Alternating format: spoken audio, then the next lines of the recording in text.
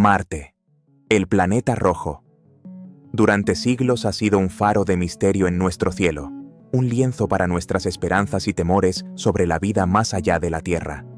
Hoy, una flota de exploradores robóticos recorre su superficie y orbita su atmósfera, enviando imágenes y datos que nos acercan más que nunca a desvelar sus secretos.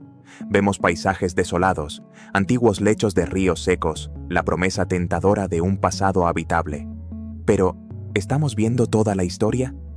Mientras algunas misiones operan bajo los focos de la atención mundial, otras avanzan con una discreción calculada, siguiendo su propia agenda en el vasto silencio marciano. Y es en las sombras de esta nueva era de exploración donde podría esconderse una verdad inesperada, una verdad descubierta por un jugador que ha llegado para cambiar las reglas del juego. Mientras los ojos del mundo seguían fijos en las familiares imágenes enviadas por los rovers Perseverance y Curiosity de la NASA, mientras celebrábamos cada nuevo descubrimiento estadounidense en el planeta rojo como si fuera el único juego en la ciudad, otra superpotencia llegó a Marte. Lo hizo con una discreción calculada, con una misión de una audacia técnica sin precedentes, y plantó su propia bandera en el polvo rojizo de una vasta y antigua llanura. En mayo del año 2021, China se convirtió silenciosamente en la segunda nación de la historia en operar con éxito un vehículo robótico sobre la superficie marciana.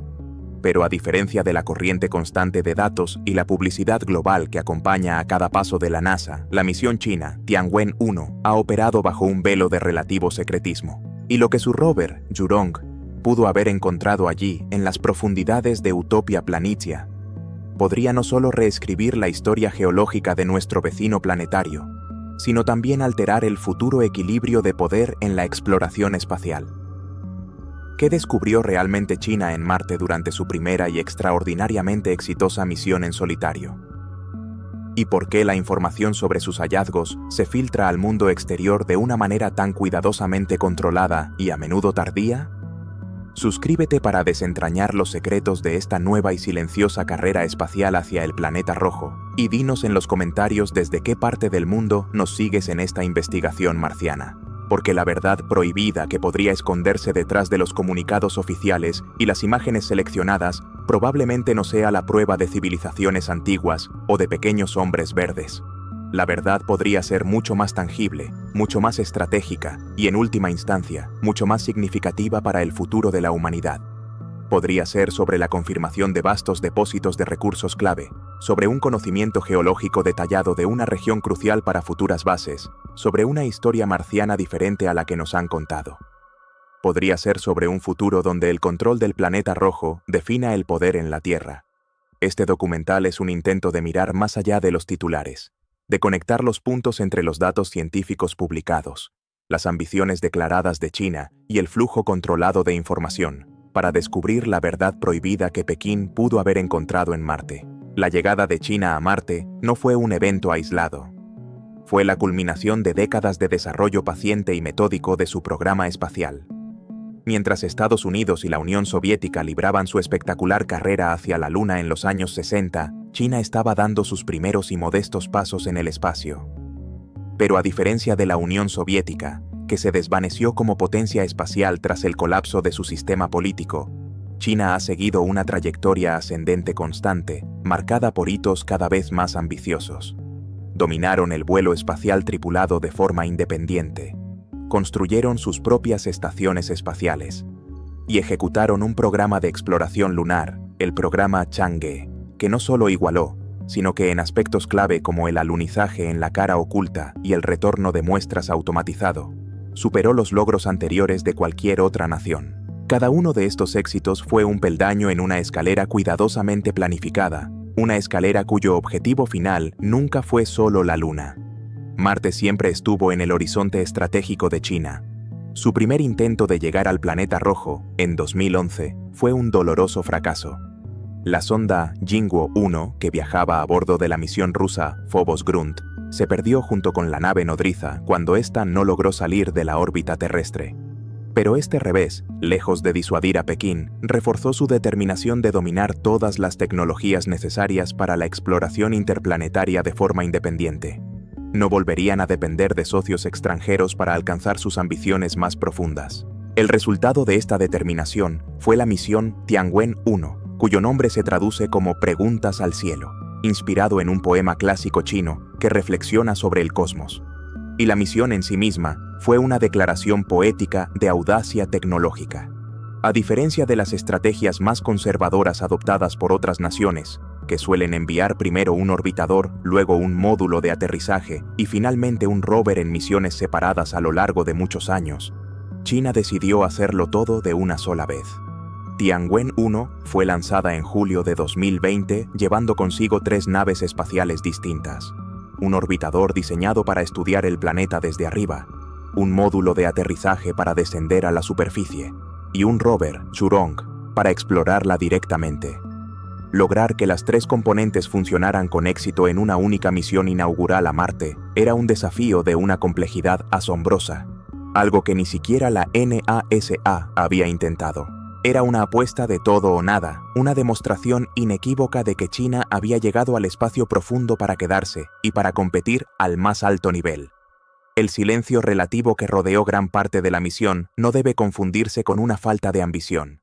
Al contrario, podría ser la señal de una confianza tranquila y una estrategia a largo plazo cuyos verdaderos objetivos apenas comenzamos a vislumbrar.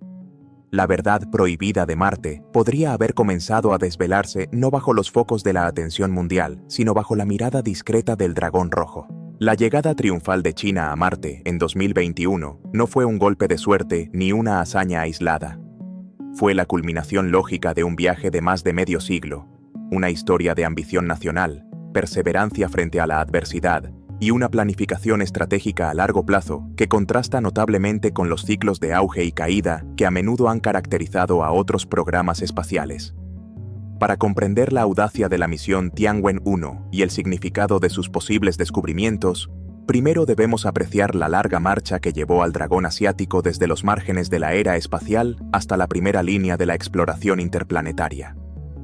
Su historia espacial es una de independencia, secretismo y un enfoque implacable en la construcción de capacidades fundamentales, ladrillo a ladrillo. Los orígenes del programa espacial chino se remontan a la década de 1950, en plena Guerra Fría.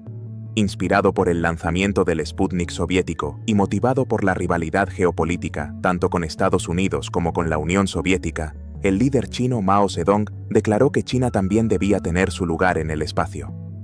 Los primeros años fueron de lucha, marcados por la dependencia inicial de la ayuda técnica soviética, que fue abruptamente retirada en 1960 debido a tensiones ideológicas.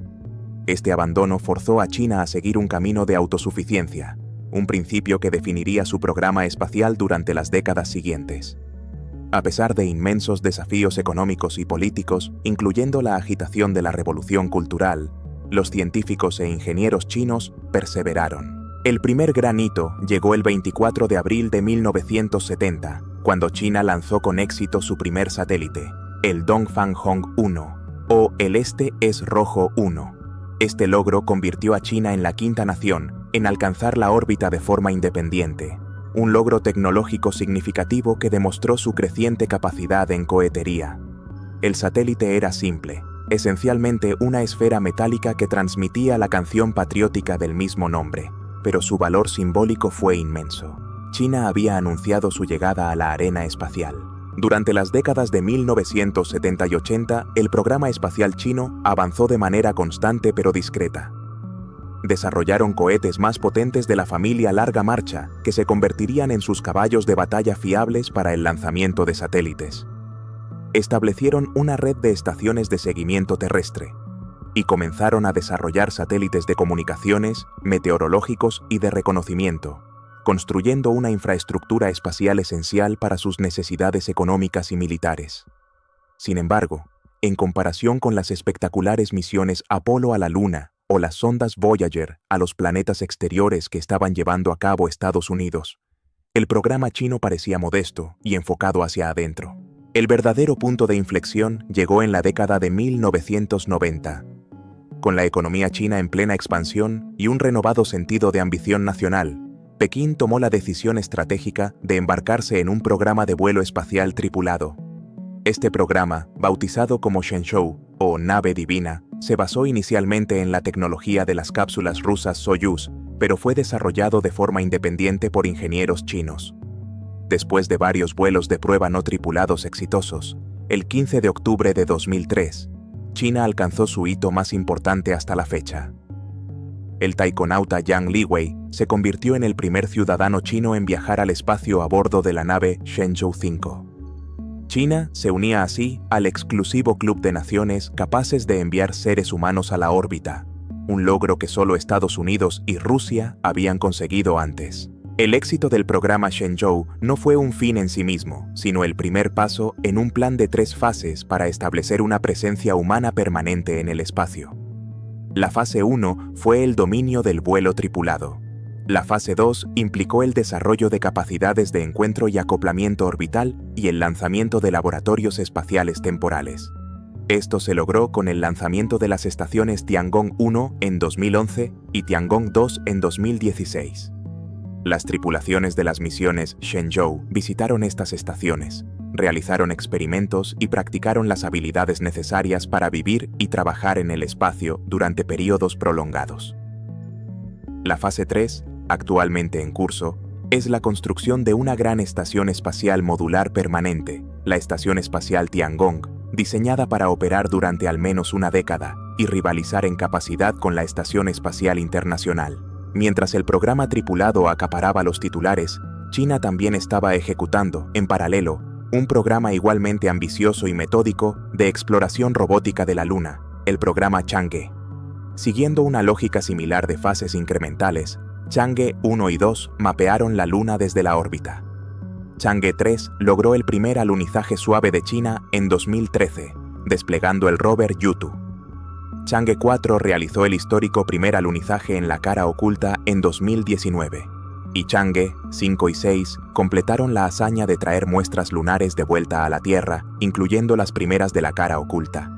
Cada misión fue un éxito rotundo, demostrando un dominio creciente de tecnologías cada vez más complejas. Es crucial entender que estos 2 programas, el tripulado y el lunar, no eran esfuerzos aislados, eran parte de una estrategia integrada a largo plazo. Las tecnologías desarrolladas para las misiones lunares, como el alunizaje de precisión, las operaciones robóticas en superficie y el retorno de muestras, eran directamente aplicables a misiones más ambiciosas a otros cuerpos del sistema solar. La experiencia adquirida en el diseño de cohetes pesados, larga marcha para lanzar módulos de estación espacial y sondas lunares sentó las bases para los vehículos necesarios para alcanzar Marte. La infraestructura de comunicaciones y seguimiento del espacio profundo, construida para apoyar las misiones Chang'e, era esencial para mantener el contacto con una nave en el planeta rojo. En este contexto, la decisión de ir a Marte no fue una ocurrencia tardía, sino el siguiente paso lógico y previsible en la hoja de ruta estratégica de China. El fracaso de la misión conjunta Phobos-Grunt en 2011 solo sirvió para acelerar los planes de China para desarrollar su propia capacidad interplanetaria. Ya no estaban dispuestos a depender de otros. Tenían la tecnología, tenían la experiencia y tenían la voluntad política. La larga marcha hacia el espacio profundo estaba completa. El dragón había acumulado silenciosamente la fuerza y el conocimiento necesarios, y ahora estaba listo para desplegar sus alas y dirigirse, por sí mismo, hacia el premio más codiciado del sistema solar interior, el planeta Marte. La misión Tianwen 1 no sería solo una misión científica, sería la graduación de China como una verdadera superpotencia interplanetaria. El fracaso de la misión Phobos-Grunt en 2011 marcó un punto de inflexión para las ambiciones marcianas de China. Lejos de abandonar el objetivo, la pérdida de su primera sonda, Jingguo-1, consolidó la determinación de Pekín de dominar por sí misma todas las facetas de la exploración interplanetaria. La siguiente misión a Marte no sería una colaboración subordinada, sino una demostración inequívoca de la capacidad tecnológica y la visión a largo plazo de China. El resultado de esta determinación fue una misión de una complejidad y una audacia que sorprendieron a la comunidad espacial internacional. Una misión bautizada con un nombre poético y profundamente significativo, Tianwen-1. El nombre, que se traduce como Preguntas al cielo o Cuestionando los cielos, proviene de un largo poema clásico escrito por Qu Yuan hace más de 2300 años. En este poema, el autor plantea una serie de preguntas fundamentales sobre el cielo, las estrellas, los mitos de la creación y la naturaleza del universo. La elección de este nombre para la primera misión independiente de China a Marte fue deliberada y simbólica. Señalaba que la misión no era solo un ejercicio de ingeniería, sino una continuación de una larga tradición china de curiosidad cósmica, una búsqueda de respuestas a las grandes preguntas sobre nuestro lugar en el universo. Y la propia estructura de la misión reflejaba esta ambición holística. A diferencia de las estrategias más cautelosas y graduales adoptadas por otras potencias espaciales, que típicamente envían primero orbitadores para mapear el planeta, luego módulos de aterrizaje para probar la tecnología de descenso, y finalmente rovers para explorar la superficie en misiones separadas a lo largo de muchos años, China decidió apostarlo todo en una sola jugada. Tianwen-1 no era una nave espacial, eran 3 naves espaciales en una. Fue lanzada en julio de 2020, llevando consigo un orbitador, un módulo de aterrizaje, lander y un rover de exploración de superficie. El plan era lograr, en una única misión inaugural, lo que a otras naciones les había llevado múltiples intentos y décadas de esfuerzo: orbitar Marte, aterrizar con éxito en su superficie y operar un rover de larga duración. Esta triple apuesta era una hazaña de ingeniería de una complejidad asombrosa y un riesgo considerable. Cada una de estas 3 fases, inserción orbital, entrada, descenso, aterrizaje y operaciones en superficie, presenta desafíos técnicos formidables por sí sola. Intentar dominarlas todas en el primer intento independiente era una demostración de confianza, o quizás de impaciencia estratégica. El fracaso en cualquiera de las etapas críticas podría haber condenado a toda la misión. Pero el éxito significaría un salto cualitativo inmediato, colocando a China en la primera línea de la exploración marciana de un solo golpe. Los objetivos científicos de Tianwen-1 eran igualmente ambiciosos y abarcaban un estudio integral del planeta rojo.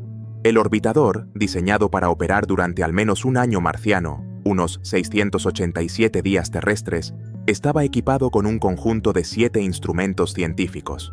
Su misión era realizar un estudio global de Marte desde la órbita. Sus cámaras de alta y media resolución mapearían la morfología y la estructura geológica de la superficie. Un espectrómetro mineralógico analizaría la composición del suelo marciano. Un magnetómetro estudiaría el débil campo magnético del planeta y su interacción con el viento solar. Un radar subsuperficial buscaría depósitos de hielo de agua enterrados bajo el polvo. Y los instrumentos de partículas analizarían la ionosfera y el entorno espacial alrededor de Marte. Además de su función científica, el orbitador también jugaría un papel crucial como relé de comunicaciones para el rover en la superficie, transmitiendo sus datos de vuelta a la Tierra. El módulo de aterrizaje era principalmente una demostración tecnológica, diseñado para probar y validar las tecnologías clave necesarias para sobrevivir a la travesía infernal a través de la atmósfera marciana, una fase conocida como los 7 minutos de terror. Estaba equipado con un escudo térmico para protegerlo del calor extremo de la fricción atmosférica, un paracaídas supersónico para frenar su descenso inicial, y retrocohetes para la fase final de aterrizaje suave y controlado. Su único objetivo era entregar su preciosa carga, el rover, de forma segura a la superficie. Y esa carga era Zhurong, el primer rover marciano de China. Nombrado en honor al dios del fuego de la antigua mitología china, Zhurong era un vehículo de 6 ruedas, alimentado por energía solar, con una masa de unos 240 kilogramos, ligeramente más grande que los rovers Spirit y Opportunity de la NASA, pero más pequeño que Curiosity y Perseverance. Estaba diseñado para operar durante al menos 90 días marcianos, soles, y estaba equipado con 6 instrumentos científicos para explorar su entorno local en detalle. Contaba con cámaras topográficas y multiespectrales para analizar el paisaje y la composición de las rocas. Un magnetómetro de superficie mediría el campo magnético local. Una estación meteorológica registraría la temperatura, la presión y los vientos. Un espectrómetro láser, similar al ChemCam de Curiosity, podría vaporizar pequeñas porciones de roca para analizar su composición química. Y quizás lo más intrigante, Zhurong llevaba a bordo un radar de penetración terrestre, GPR, diseñado para sondear la estructura del subsuelo hasta profundidades de potencialmente 100 metros, buscando capas de hielo enterrado o evidencia de antiguos lechos de lagos o flujos de lodo. La combinación de estos 3 componentes, orbitador global, módulo de aterrizaje de prueba y rover de exploración local, convirtió a Tianwen-1 en la misión interplanetaria más compleja jamás lanzada por China. Era una declaración inequívoca de sus intenciones. No estaban simplemente siguiendo los pasos de otros. Estaban forjando su propio camino, demostrando una capacidad tecnológica integral y una ambición científica que abarcaba desde la atmósfera superior hasta las profundidades del subsuelo marciano. El éxito de esta triple apuesta no solo les daría una gran cantidad de datos científicos, sino que también les proporcionaría la experiencia y la confianza necesarias para sus planes aún más ambiciosos para el futuro, incluyendo misiones de retorno de muestras y, eventualmente, una presencia humana en el planeta rojo. La misión Tianwen-1 no era solo una pregunta al cielo, era la respuesta contundente de China a la pregunta de quién lideraría la exploración de Marte en el siglo XXI. El 23 de julio del año 2020, desde el Centro de Lanzamiento Espacial de Wenchang en la isla de Hainan, un cohete Larga Marcha 5, el vehículo de lanzamiento más potente de China, rugió hacia el cielo. En su cúspide viajaba la culminación de años de esfuerzo y ambición nacional, la sonda Tianwen-1. Su lanzamiento marcó el inicio de un viaje de casi 500 millones de kilómetros a través del frío y oscuro vacío del espacio interplanetario, una travesía de 7 meses cuyo destino final era el enigmático planeta rojo. Pero llegar a Marte es mucho más que apuntar un cohete en la dirección correcta. Es una hazaña de navegación celestial de una precisión asombrosa, una danza gravitacional calculada con años de antelación, donde el más mínimo error puede significar el fracaso total. Una vez que la etapa superior del cohete Larga Marcha 5 colocó a Tianwen-1 en su trayectoria interplanetaria inicial, la sonda se separó y desplegó sus paneles solares y antenas, cobrando vida propia. Comenzaba así la larga fase de crucero, un periodo de viaje relativamente tranquilo, pero operacionalmente intenso. Durante estos 7 meses, la nave no estaba simplemente dejándose llevar por la inercia. Estaba siendo constantemente monitoreada y controlada por los ingenieros del Centro de Control de Vuelo Aeroespacial de Pekín. Su posición y velocidad eran rastreadas con precisión milimétrica, utilizando la red de seguimiento del espacio profundo de China, y se realizaban ajustes periódicos para asegurar que llegara a Marte exactamente en el lugar y momento previstos. La navegación interplanetaria es un desafío monumental debido a las inmensas distancias involucradas y al hecho de que tanto la Tierra como Marte están en constante movimiento alrededor del Sol.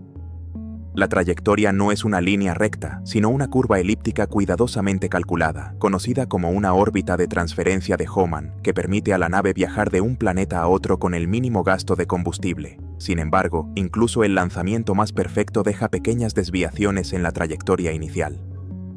Además, fuerzas sutiles como la presión de la radiación solar ejercen minúsculos pero acumulativos empujes sobre la nave a lo largo de su viaje. Para contrarrestar estas desviaciones y mantenerse en el rumbo correcto, las naves interplanetarias deben realizar una serie de encendidos de sus pequeños motores de a bordo, maniobras conocidas como correcciones de trayectoria, o TCMS, por sus siglas en inglés. Tianwen-1 realizó varias de estas correcciones durante su viaje. La primera tuvo lugar a principios de agosto de 2020, apenas unos días después del lanzamiento, para refinar su órbita inicial. La segunda se realizó en septiembre, afinando aún más su camino hacia Marte. Una de las maniobras más significativas fue la corrección de espacio profundo, realizada a principios de octubre. Este encendido más prolongado de sus motores principales no solo ajustó la trayectoria, sino que también verificó el rendimiento de los motores que serían cruciales para la siguiente fase crítica, la inserción en la órbita marciana. Una cuarta y última corrección se realizó en febrero de 2021, pocos días antes de su llegada a Marte, asegurando una aproximación precisa al planeta rojo. Cada una de estas maniobras era una operación de alto riesgo que requería una planificación meticulosa. Los comandos debían ser calculados, verificados y enviados a la nave con horas de antelación, teniendo en cuenta el creciente retraso en las comunicaciones debido a la distancia. A medida que Tianwen-1 se alejaba de la Tierra, el tiempo que tardaba una señal de radio en viajar de ida y vuelta aumentaba de minutos a decenas de minutos. Los controladores de la misión no podían pilotar la nave en tiempo real. Tenían que confiar en secuencias de comandos preprogramadas y en la autonomía de la propia sonda para ejecutar las maniobras con precisión. Durante esta larga fase de crucero, la nave no estuvo inactiva. Los equipos en tierra realizaron chequeos exhaustivos de todos sus sistemas, desde la aviónica y el control térmico hasta los instrumentos científicos del orbitador y del rover. Se encendieron los instrumentos para su calibración inicial, asegurándose de que estuvieran listos para comenzar sus observaciones científicas una vez llegaran a Marte. En un gesto tanto técnico como de relaciones públicas, a principios de octubre de 2020, la sonda incluso desplegó una pequeña cámara inalámbrica que tomó una selfie de Tianwen-1 navegando por el espacio profundo, con las banderas chinas visibles en su estructura dorada. Fue una de las pocas imágenes publicadas durante el largo viaje, y es aquí donde la naturaleza de la misión china comenzó a diferenciarse notablemente de las misiones interplanetarias de agencias como la NASA. Mientras que la NASA suele mantener al público informado casi en tiempo real sobre el progreso de sus naves, publicando actualizaciones frecuentes, telemetría básica y a menudo imágenes de ingeniería, la Administración Espacial Nacional China adoptó un enfoque mucho más reservado. Las actualizaciones sobre el estado de Tianwen-1 durante su crucero de 7 meses fueron escasas y se centraron principalmente en anunciar el éxito de las maniobras clave, como las correcciones de trayectoria.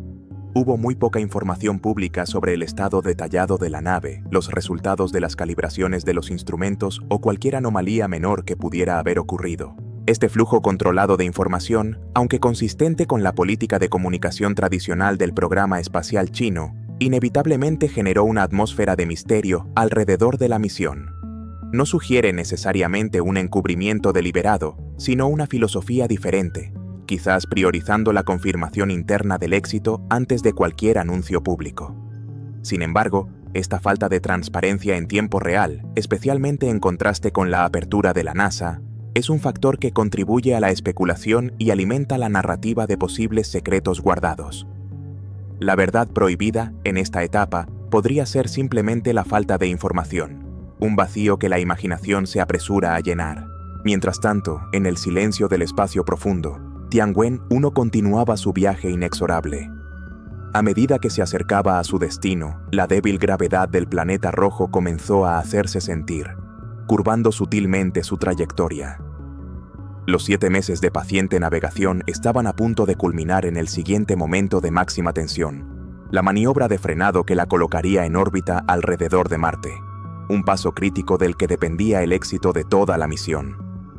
El dragón se acercaba silenciosamente a su presa. Después de un viaje interplanetario de casi 7 meses y cerca de 500 millones de kilómetros recorridos, la sonda Tianwen-1 finalmente llegó a las inmediaciones de su destino el 10 de febrero del año 2021. Pero llegar a la vecindad de Marte es solo el primer paso. Para una misión que incluye un orbitador y un módulo de aterrizaje, el siguiente desafío es uno de los más críticos y peligrosos de toda la empresa espacial. La maniobra de inserción orbital marciana, o MOI, por sus siglas en inglés. Es un momento de todo o nada. Si la nave viaja demasiado rápido, pasará de largo el planeta y se perderá en el espacio profundo. Si frena demasiado, podría estrellarse contra la superficie. Debe ejecutar un encendido de motor perfectamente calculado para reducir su velocidad justo lo suficiente como para ser capturada por la débil gravedad de Marte y entrar en una órbita estable. A medida que Tianwen-1 se acercaba a Marte, viajaba a una velocidad de varios kilómetros por segundo relativa al planeta. Para ser capturada, necesitaba reducir significativamente esta velocidad. La maniobra de MOI implicaba girar la nave espacial de modo que su motor principal apuntara en la dirección del movimiento y luego encender ese motor durante un periodo de tiempo preciso. El encendido debía ocurrir exactamente en el momento correcto, durante la aproximación más cercana al planeta, para maximizar la eficiencia del frenado. Cualquier error en la duración del encendido, en la potencia del motor o en la orientación de la nave podría tener consecuencias catastróficas. Además, la maniobra se complicaba por el retraso en las comunicaciones. En ese momento, la distancia entre la Tierra y Marte era tal que una señal de radio tardaba más de 11 minutos en viajar en cada sentido. Esto significaba que la maniobra de inserción orbital tenía que ser ejecutada de forma completamente autónoma por la nave espacial. Los comandos habían sido enviados desde la Tierra días antes, Pero una vez iniciado el encendido del motor, Tianwen-1 estaba sola. El equipo en el centro de control de Pekín solo podía esperar, monitorizando la débil señal portadora de la nave, esperando la confirmación de que la maniobra se había completado con éxito. Durante el encendido del motor, la nave incluso pasaría por detrás de Marte desde la perspectiva de la Tierra, sumergiéndose en un inevitable apagón de radio que añadiría aún más tensión a la espera. El 10 de febrero de 2021, Tianwen-1 ejecutó su encendido de frenado según lo planeado. Después de unos 15 minutos de quemado de motor y una tensa espera a través del apagón de radio, la señal de la sonda fue readquirida. Los datos de telemetría confirmaron la noticia que todos esperaban. La maniobra había sido un éxito perfecto. Tianwen-1 había reducido su velocidad lo suficiente y había sido capturada por la gravedad marciana, entrando en una órbita elíptica inicial alrededor del planeta rojo. China se había convertido oficialmente en la sexta entidad en colocar con éxito una nave espacial en órbita alrededor de Marte, uniéndose a Estados Unidos, la Unión Soviética, la Agencia Espacial Europea, la India y los Emiratos Árabes Unidos. Fue un hito monumental, logrado en su primer intento independiente. Pero a diferencia de algunas misiones anteriores que habían intentado el aterrizaje casi inmediatamente después de la inserción orbital, China adoptó un enfoque mucho más cauteloso y estratégico. Tianwen-1 no se separaría de su módulo de aterrizaje y rover de inmediato. En lugar de eso, la nave combinada permanecería en órbita marciana durante aproximadamente 3 meses. Este periodo de espera no fue un tiempo de inactividad, fue una fase crucial de reconocimiento y preparación diseñada para maximizar las posibilidades de éxito del siguiente y aún más peligroso paso, el descenso a la superficie. Durante estos 3 meses, desde febrero hasta mayo de 2021, el orbitador Tianwen-1 utilizó sus instrumentos científicos, particularmente sus cámaras de alta resolución, para llevar a cabo un mapeo exhaustivo y detallado del lugar de aterrizaje preseleccionado. Este lugar era una vasta llanura en el hemisferio norte marciano llamada Utopia Planitia. Esta región había sido elegida por varias razones. Es una de las cuencas de impacto más grandes del sistema solar, formada hace miles de millones de años, y se cree que albergó un vasto océano en el pasado distante de Marte. Su superficie es relativamente plana y libre de grandes obstáculos, lo que la convertía en un lugar comparativamente seguro para un primer intento de aterrizaje. Además, los datos orbitales previos sugerían que podría haber grandes cantidades de hielo de agua enterrado bajo la superficie a latitudes relativamente bajas, un recurso de inmenso interés para la ciencia y la exploración futura. El orbitador sobrevoló repetidamente Utopia Planitia, tomando miles de imágenes de alta resolución. Estas imágenes permitieron al equipo de la misión crear mapas topográficos detallados, identificar cualquier peligro potencial como rocas grandes, cráteres pequeños o pendientes pronunciadas dentro de la elipse de aterrizaje designada, y refinar el punto exacto donde intentarían el descenso. Este periodo de reconocimiento orbital fue una lección aprendida de misiones fallidas anteriores de otras naciones, donde la falta de conocimiento detallado del terreno contribuyó al fracaso. China no iba a dejar nada al azar. Mientras realizaba este mapeo crítico, el orbitador también comenzó su misión científica principal. Sus otros instrumentos, como el espectrómetro, el magnetómetro y el radar subsuperficial, comenzaron a recopilar datos sobre la atmósfera, el campo magnético y la estructura interna de Marte. Aunque la atención principal estaba en preparar el aterrizaje, la fase orbital inicial ya estaba produciendo ciencia valiosa, contribuyendo al creciente cuerpo de conocimiento sobre el planeta rojo. La publicación de algunos de estos primeros datos orbitales, como imágenes globales de Marte o mediciones iniciales del entorno espacial, fue una de las pocas formas en que el programa espacial chino compartió información durante este periodo de espera. Este enfoque paciente y metódico, llegar, establecerse en órbita, reconocer exhaustivamente el terreno, y solo entonces intentar el aterrizaje, contrastaba con algunas estrategias más agresivas, pero reflejaba la filosofía general del programa espacial chino: minimizar los riesgos y asegurar el éxito a través de una preparación meticulosa. No estaban interesados en una victoria rápida y espectacular si conllevaba un alto riesgo de fracaso. Estaban jugando a largo plazo. Finalmente, después de 3 meses de cuidadosa cartografía y verificación de sistemas, el momento llegó. El equipo de la misión había identificado el punto de aterrizaje óptimo dentro de Utopia Planitia. La nave espacial combinada ajustó su órbita para alinearse con la trayectoria de descenso correcta. Y a mediados de mayo de 2021 se dio la orden. El módulo de aterrizaje, llevando consigo al rover Churong, se separaría del orbitador y comenzaría su caída fatal hacia la atmósfera marciana. La fase más peligrosa de toda la misión, los infames 7 minutos de terror, estaba a punto de comenzar. Después de 3 meses de paciente cartografía orbital y meticulosa preparación, el 15 de mayo del año 2021, llegó el momento de la verdad para Tianwen-1. El módulo de aterrizaje, con el rover Churong asegurado en su interior, se separó del orbitador nodriza. Mientras el orbitador ajustaba su trayectoria para actuar como relé de comunicaciones, el módulo de aterrizaje comenzó su caída inexorable hacia el planeta rojo. Se enfrentaba ahora a la fase más notoriamente difícil y peligrosa de cualquier misión marciana, la secuencia de entrada, descenso y aterrizaje, o EDL, por sus siglas en inglés. Es un proceso que la NASA ha apodado los 7 minutos de terror, y por una buena razón.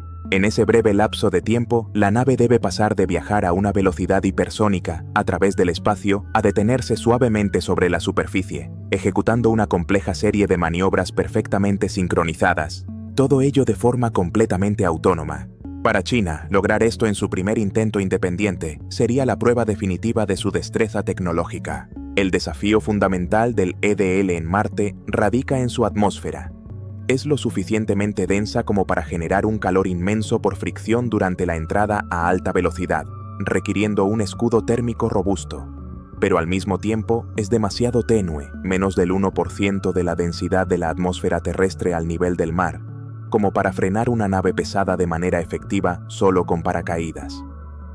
Esto obliga a utilizar una combinación de técnicas: protección térmica, aerofrenado, paracaídas y finalmente, propulsión por cohetes para el aterrizaje suave.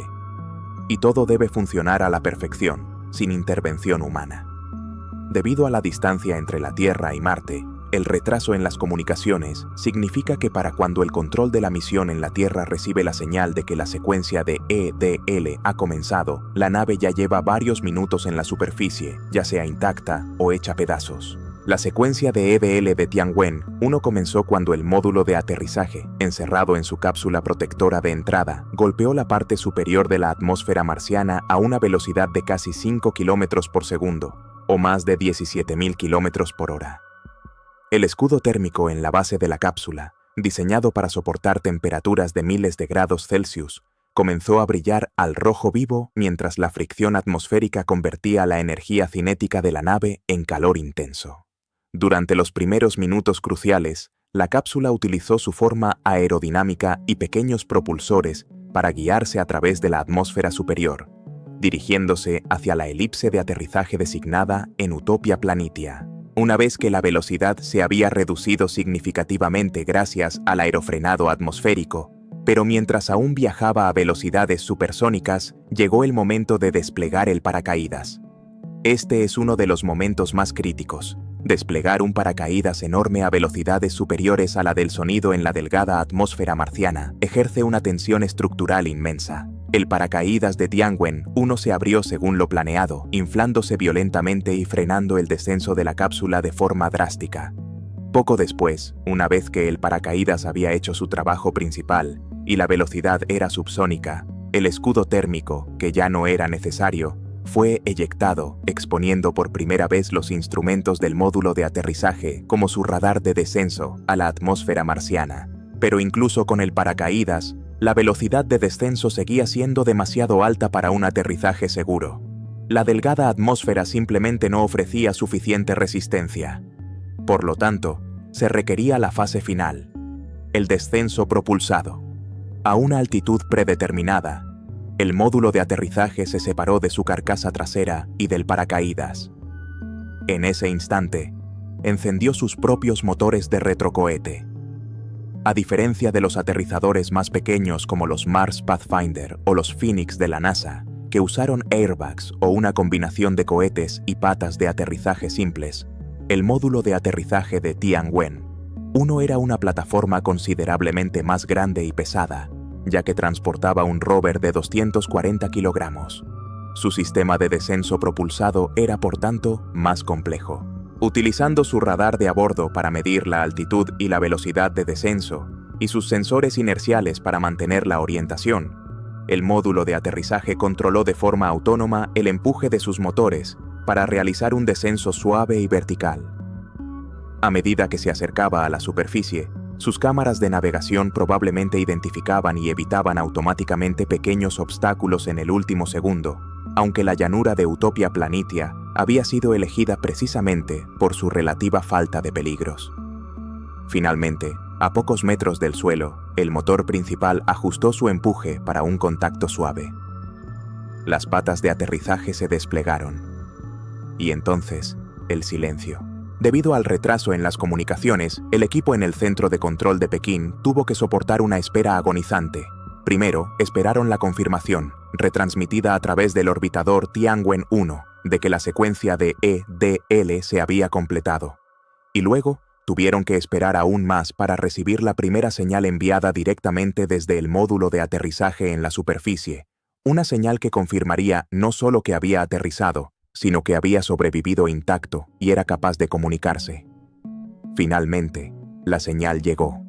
El 15 de mayo de 2021, hora de Pekín, la Administración Espacial Nacional China anunció al mundo el éxito histórico. Su módulo de aterrizaje, llevando al rover Churong, había tocado tierra de forma segura en la región sur de Utopia Planitia. El logro fue monumental y no puede ser subestimado. China había logrado en su primer intento independiente lo que a otras naciones les había costado múltiples fracasos y décadas de esfuerzo. Se convirtieron en la tercera nación en realizar un aterrizaje suave en Marte después de Estados Unidos y la Unión Soviética, aunque las sondas soviéticas tuvieron una vida operativa muy corta o nula en la superficie. Y crucialmente, se convirtieron en la segunda nación, después de Estados Unidos, en operar con éxito un rover móvil en el planeta rojo. Fue una demostración espectacular de capacidad tecnológica y una señal inequívoca de que la exploración de Marte ya no era un monopolio de una sola nación. La elección de Utopia Planitia como lugar de aterrizaje fue estratégica. Esta vasta llanura, formada por un antiguo impacto masivo, no solo ofrecía un terreno relativamente seguro para el aterrizaje, sino que también era una región de gran interés científico. Los datos orbitales sugerían que podría haber sido el sitio de un antiguo océano marciano, y existía la tentadora posibilidad de encontrar grandes depósitos de hielo de agua enterrados bajo la superficie, un recurso vital para la exploración futura. Con el aterrizaje exitoso de Churong, China ahora tenía un explorador robótico en el terreno, listo para investigar estos misterios de primera mano y quizás descubrir las verdades ocultas bajo el polvo rojo de esta antigua cuenca oceánica. La fase más peligrosa había terminado. La exploración estaba a punto de comenzar. El aterrizaje exitoso del módulo de Tianwen-1 en Utopia Planitia fue un triunfo de la ingeniería, pero era solo el preludio. La verdadera misión de exploración en la superficie aún no había comenzado. Dentro del módulo de aterrizaje, asegurado durante el violento descenso a través de la atmósfera, se encontraba el corazón científico de la misión terrestre, el rover Churong. Durante los siguientes 7 días después del aterrizaje, mientras el equipo en la Tierra realizaba diagnósticos exhaustivos del módulo de aterrizaje y evaluaba el entorno inmediato, Churong permaneció a bordo, preparándose para su propio debut en el escenario marciano. Su despliegue sería el siguiente paso crítico, el momento en que el explorador robótico finalmente pondría sus ruedas sobre el polvo rojo. El nombre del rover, Churong, fue elegido a través de una votación pública en China y tiene un profundo significado cultural. Proviene de la antigua mitología china, donde Churong es venerado como el dios del fuego. Según la leyenda, Churong trajo el fuego a la humanidad y les enseñó a usarlo, iluminando la Tierra y trayendo esperanza. La elección de este nombre para el primer rover marciano de China fue deliberada. Simbolizaba la ambición de encender el fuego de la exploración interplanetaria en China y llevar la luz del conocimiento a un nuevo mundo. Y el diseño del rover reflejaba esta ambición, incorporando una serie de tecnologías avanzadas para permitirle sobrevivir y operar en el hostil entorno marciano. Con una masa de aproximadamente 240 kilogramos y unas dimensiones de aproximadamente 1.85 metros de altura, Zhurong se sitúa en tamaño entre los rovers Mars Exploration Rovers, Spirit y Opportunity, de la NASA, y los más grandes Mars Science Laboratory, Curiosity, y Marte 2020, Perseverance. Su diseño se basa en una plataforma móvil de 6 ruedas con un sistema de suspensión independiente, similar al utilizado por los rovers estadounidenses, lo que le permite navegar por terrenos moderadamente irregulares y superar obstáculos. Su fuente de energía principal son 4 paneles solares desplegables, diseñados para capturar la débil luz solar que llega a la superficie de Marte y convertirla en electricidad para alimentar sus sistemas y recargar sus baterías. Estos paneles le daban una movilidad diurna y requerían que el rover hibernara durante las frías noches marcianas, cuando las temperaturas pueden desplomarse a más de 100 grados Celsius bajo cero. Para protegerse de este frío extremo, Zhurong estaba equipado con mantas térmicas aislantes y calentadores internos alimentados por las baterías. Una característica distintiva de su diseño térmico era el uso de N1 decano, un material de cambio de fase que absorbe calor durante el día y lo libera lentamente durante la noche, ayudando a mantener una temperatura estable para la electrónica sensible.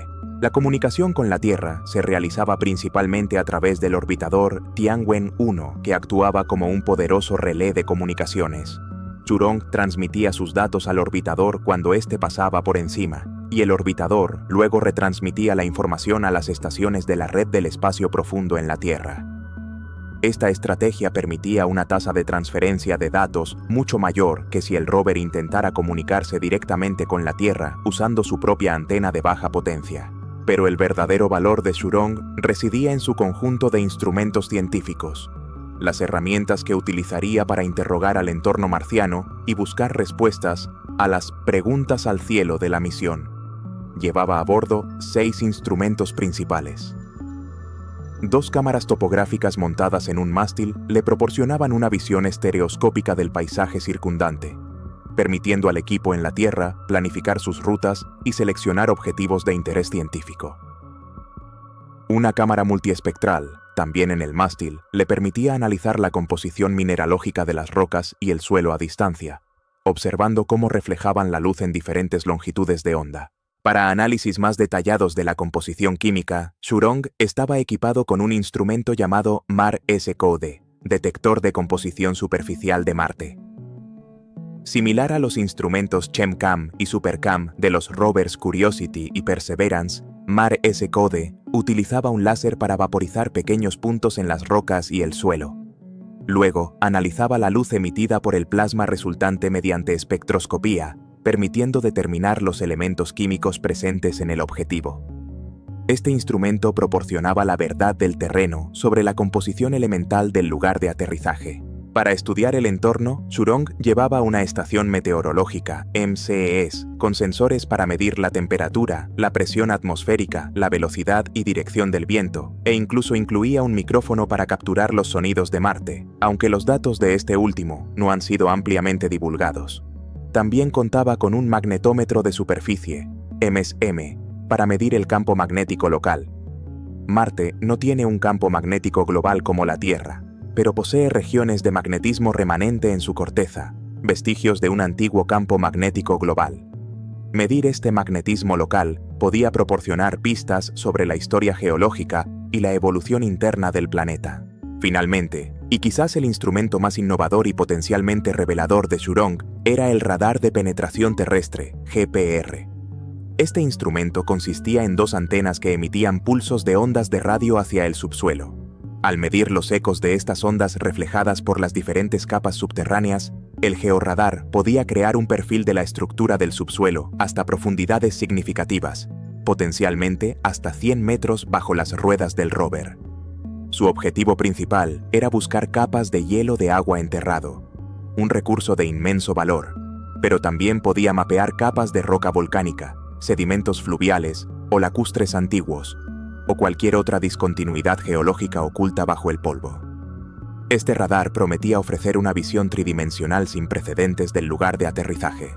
El 22 de mayo de 2021, una semana después del aterrizaje, Jurong completó sus diagnósticos finales y recibió la orden de desplegarse. Una rampa se extendió desde el módulo de aterrizaje hasta la superficie marciana. Y lentamente, con cautela, el rover chino descendió por la rampa y sus 6 ruedas tocaron por primera vez el suelo de Utopia Planitia. Las primeras imágenes enviadas a la Tierra mostraron al rover junto a su plataforma de aterrizaje con las huellas de sus ruedas marcadas en el fino polvo rojizo. China se había unido oficialmente al Club de las Naciones Exploradoras de la Superficie Marciana.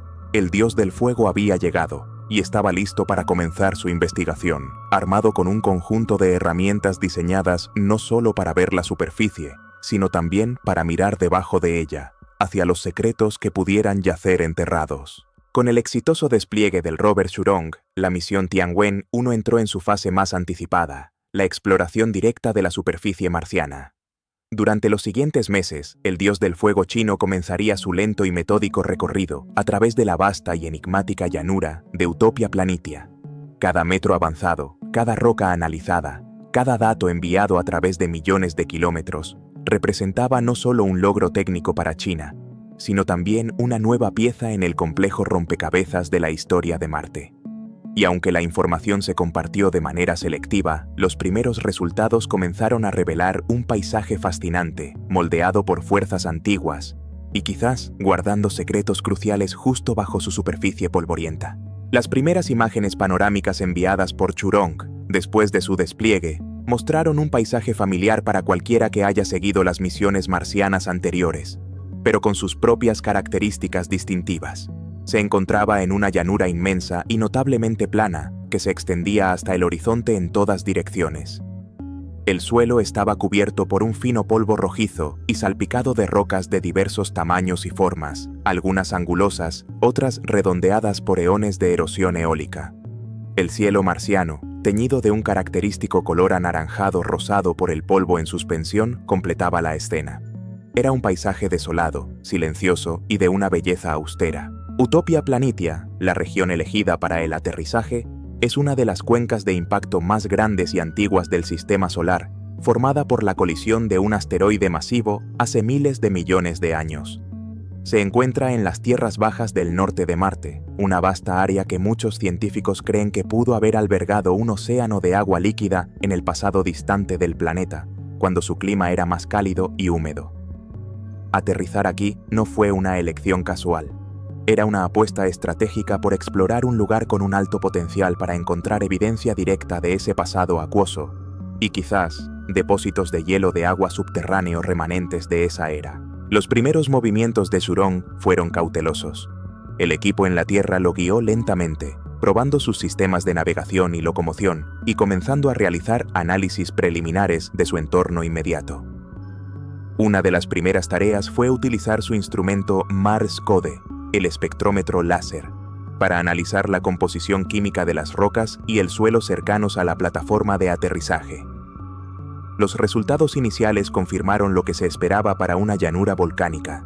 El suelo y las rocas eran predominantemente basálticos, ricos en minerales como el piroxeno y el olivino, similares a las rocas volcánicas encontradas en otras partes de Marte y en la Tierra. Sin embargo, incluso en estas primeras observaciones, comenzaron a surgir detalles intrigantes. Algunas de las rocas analizadas mostraban signos de alteración por agua. Presentaban texturas o composiciones minerales que sugerían que habían estado en contacto con agua líquida en algún momento de su historia. Se encontraron minerales hidratados, como sulfatos, cuya formación en la Tierra está típicamente asociada a la presencia de agua. Si bien la evidencia de un pasado acuoso en Marte no es nueva, encontrarla de manera tan prominente en las primeras rocas analizadas en Utopia Planitia fue un indicio alentador de que la región podría ser particularmente rica en este tipo de pistas geológicas.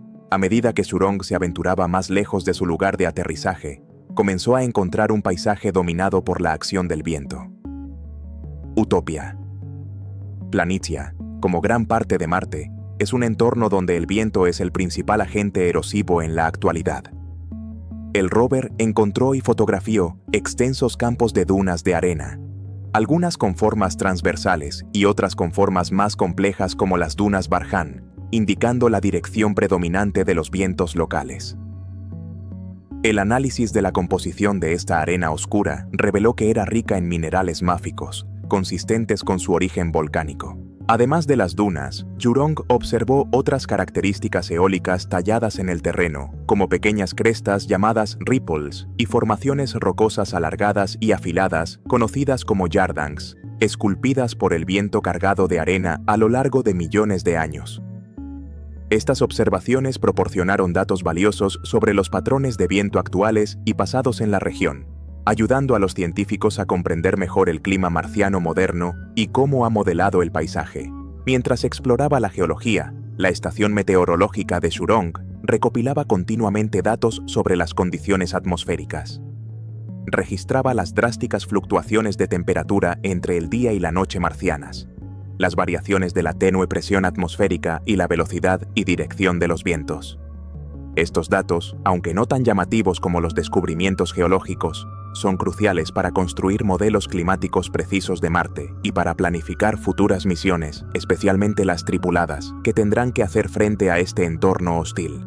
La estrategia de exploración de Jurong fue notablemente metódica.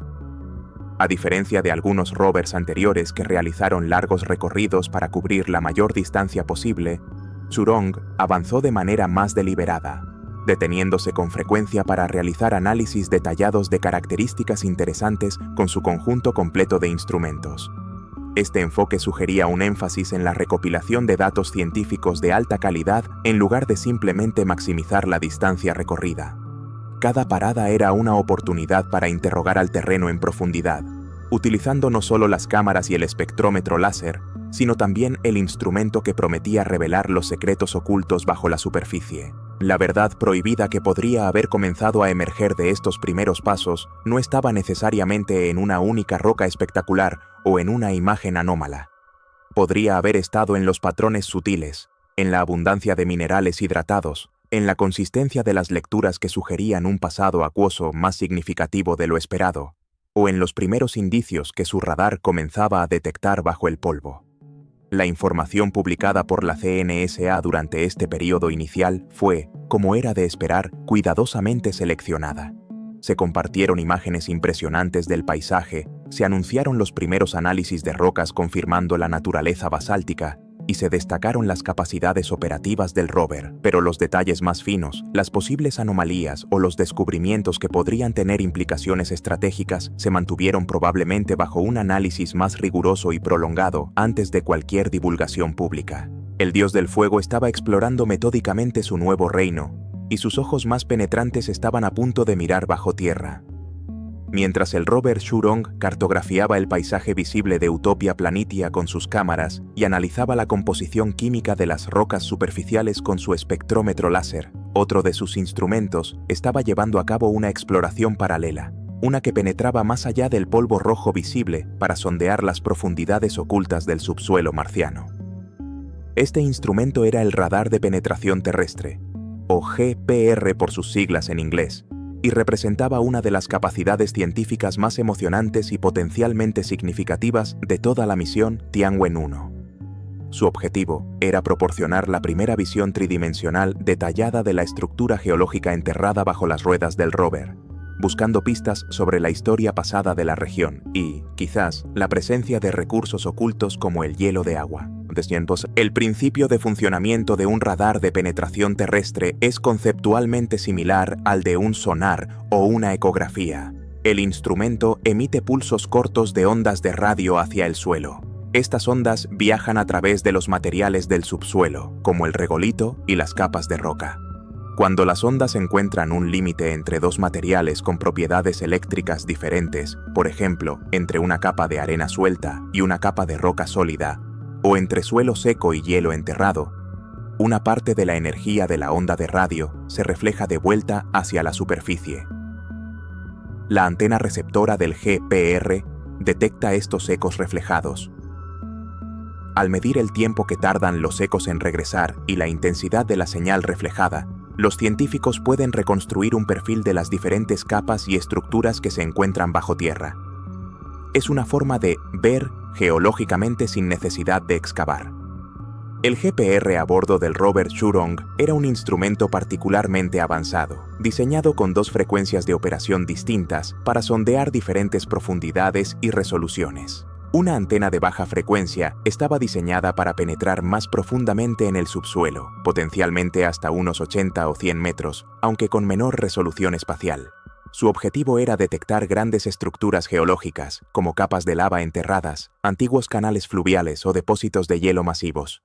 Una segunda antena de alta frecuencia ofrecía una resolución mucho mayor, pero penetraba a profundidades más someras, típicamente de unos pocos metros hasta quizás 10 metros. Su propósito era estudiar en detalle la estructura fina del regolito superior y detectar objetos más pequeños o capas delgadas cerca de la superficie, como rocas enterradas o posibles capas de hielo o salmuera. A medida que Churong se desplazaba por Utopia Planitia, arrastraba estas antenas de radar, escaneando continuamente el subsuelo bajo su trayectoria. Los datos recopilados comenzaron a pintar un cuadro fascinante de lo que yacía oculto bajo la aparente monotonía de la llanura. Los primeros resultados, publicados por los científicos chinos en revistas científicas revisadas por pares, revelaron una estructura subterránea compleja y estratificada, un registro geológico que hablaba de múltiples eventos en la historia de la región. El radar de alta frecuencia reveló detalles sobre la capa superior de regolito, confirmando su naturaleza granular y detectando la presencia de rocas enterradas de diferentes tamaños a profundidades variables. Pero fueron los datos del radar de baja frecuencia los que ofrecieron las pistas más intrigantes sobre la historia a gran escala de Utopia Planitia. Penetrando decenas de metros bajo la superficie, el GPR detectó una serie de capas distintas y reflectantes. Estas capas sugerían la presencia de fronteras claras entre diferentes tipos de materiales geológicos enterrados. La interpretación inicial de estas capas apuntaba a una historia compleja de deposición y enterramiento. Algunas de las capas más profundas podrían corresponder a antiguos flujos de lava basáltica, quizás relacionados con la actividad volcánica que dio forma a gran parte de las tierras bajas del norte de Marte hace miles de millones de años. Sobre estas capas volcánicas, el radar detectó otras capas que podrían ser sedimentos, material depositado por agua o viento en épocas pasadas.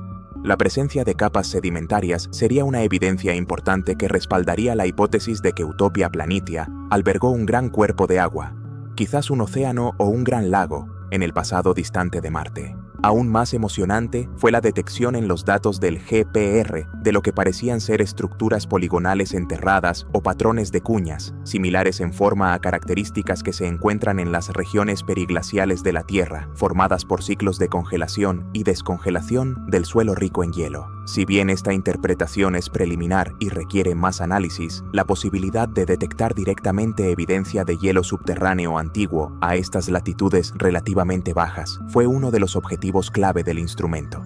La verdad prohibida que podría estar emergiendo de estos datos del subsuelo es potencialmente transformadora. Mientras que los orbitadores pueden detectar la firma química del hielo de agua subterráneo desde el espacio, un radar de penetración terrestre como el de Churong puede mapear su distribución física y su profundidad con mucho mayor detalle. Si China, a través de Churong, ha logrado identificar y mapear extensas capas de hielo de agua fácilmente accesibles a pocos metros bajo la superficie de Utopia Planitia, esto representaría un descubrimiento de un valor estratégico incalculable. El hielo de agua no es solo un objetivo científico para entender el pasado habitable de Marte.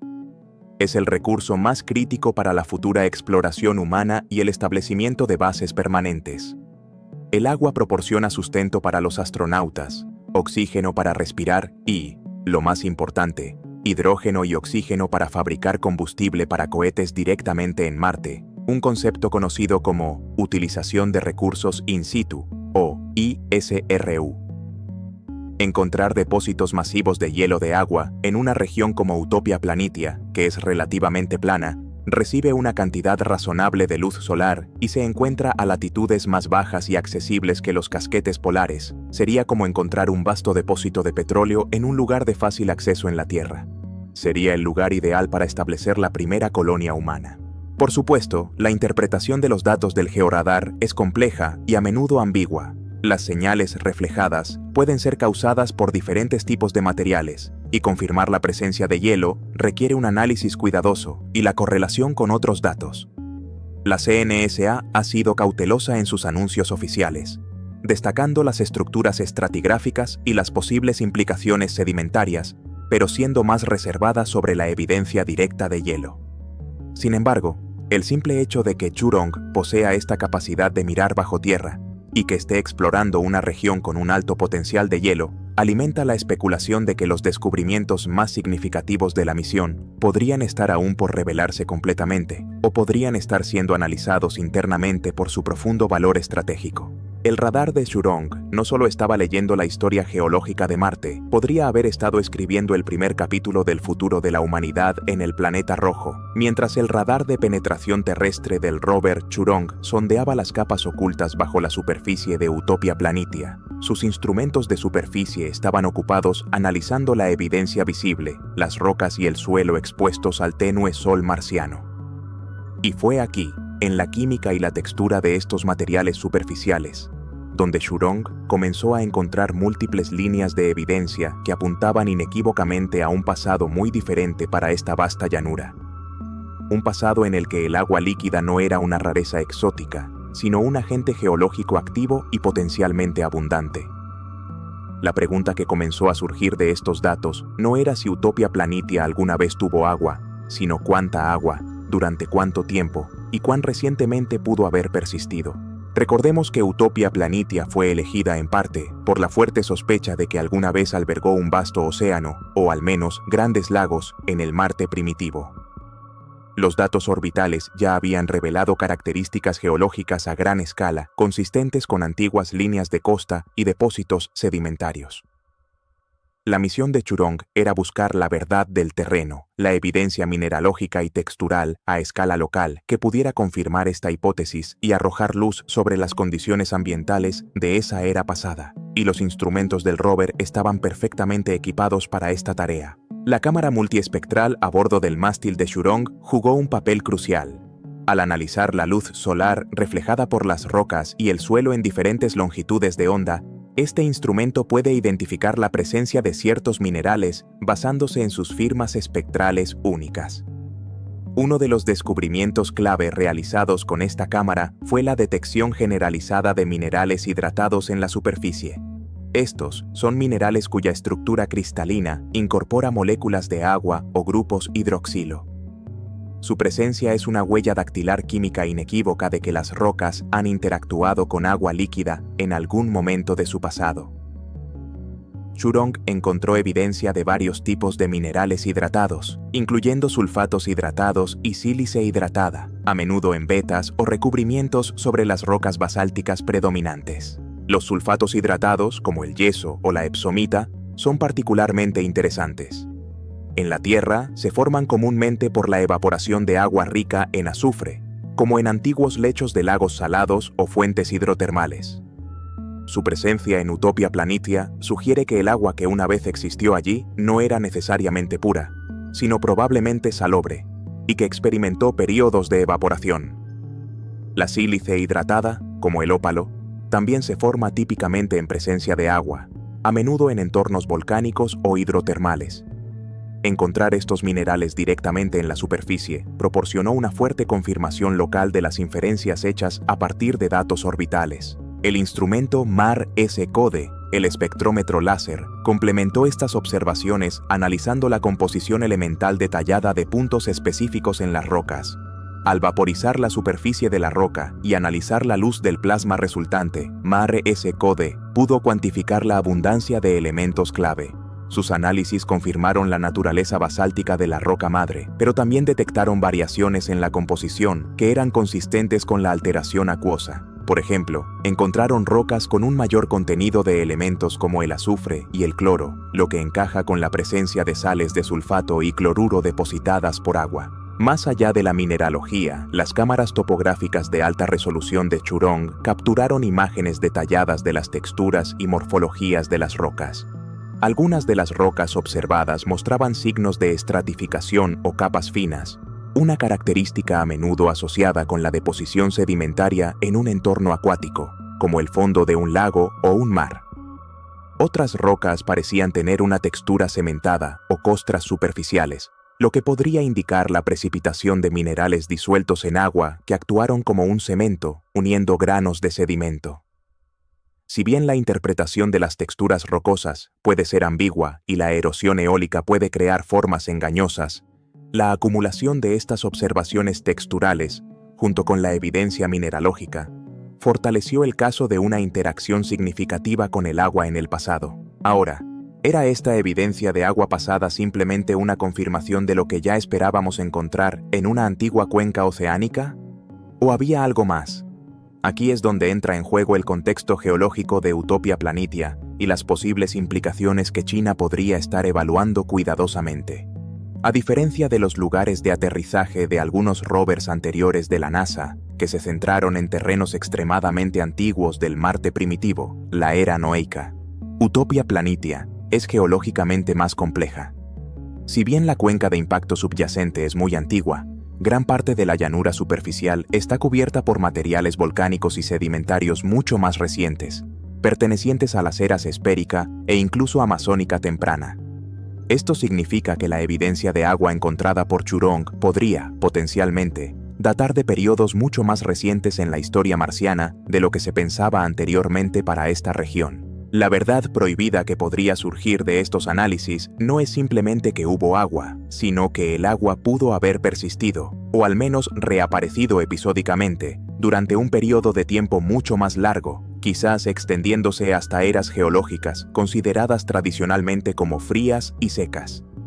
Si Churong encontró evidencia convincente de alteración acuosa en rocas relativamente jóvenes, esto tendría implicaciones enormes. Sugeriría que las condiciones habitables en Marte no estuvieron confinadas únicamente a su infancia planetaria, sino que pudieron haber existido intermitentemente durante una porción mucho mayor de su historia. Además, la abundancia y distribución de estos minerales hidratados es crucial. Si Churong descubrió que estos indicadores de agua no son hallazgos raros y localizados, sino que están ampliamente distribuidos por toda el área de exploración, esto apuntaría a procesos acuosos a gran escala, quizás relacionados con inundaciones masivas, un nivel freático elevado o incluso precipitaciones, en lugar de solo pequeños focos de actividad hidrotermal. Una presencia de agua más generalizada y potencialmente más reciente haría que Utopia Planitia fuera un lugar aún más atractivo para la búsqueda de biofirmas pasadas y, crucialmente, para la prospección de hielo de agua subterráneo accesible. Por supuesto, determinar la edad exacta de las rocas alteradas por agua y la escala de los procesos involucrados requiere un análisis mucho más detallado, idealmente con muestras devueltas a la Tierra. Pero los datos recopilados por Churong in situ ya proporcionan pistas tantalizantes. La cautela de la CNSA en la divulgación completa y rápida de todos los detalles mineralógicos podría reflejar la necesidad de confirmar estos hallazgos, pero también podría indicar la comprensión de su profundo significado estratégico. Si China ha encontrado pruebas sólidas de un pasado acuoso, más reciente o extenso en Utopia Planitia, no solo han hecho un descubrimiento científico importante, han identificado una de las propiedades inmobiliarias más valiosas del sistema solar. La historia escrita en las rocas de Marte podría estar dictando el futuro de la presencia humana en el planeta rojo. Mientras los instrumentos de Churong analizaban la composición química del suelo y sondeaban las profundidades invisibles con su radar, sus cámaras no dejaban de escudriñar el paisaje visible de Utopia Planitia. Estas cámaras, nuestros ojos robóticos en la superficie marciana, capturaron miles de imágenes de alta resolución, documentando cada roca, cada duna, cada ondulación del terreno en el camino del rover. La mayoría de estas imágenes revelaban un paisaje coherente con lo que esperábamos encontrar en una antigua llanura volcánica barrida por el viento. Pero ocasionalmente, entre las vistas panorámicas y los primeros planos de rocas ordinarias, aparecían formaciones que captaban la atención, formas inusuales o patrones inesperados que invitaban a una segunda mirada y, en la era de la información instantánea, a una oleada de especulación en línea. Es un fenómeno bien conocido en la psicología humana, la pareidolia.